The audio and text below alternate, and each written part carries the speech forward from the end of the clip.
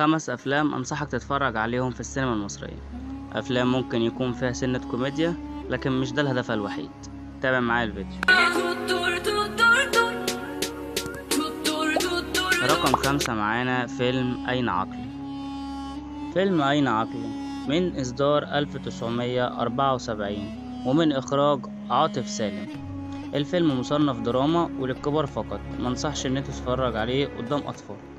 الفيلم بطولة سعاد حسني ومحمود ياسين ورشدي أباظة، وموسيقى الرائع عمر خورشيد.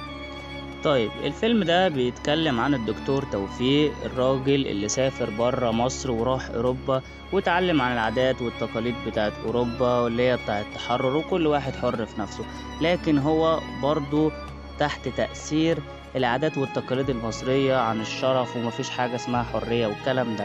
ولما بيرجع بيقابل عايدة بدور سعاد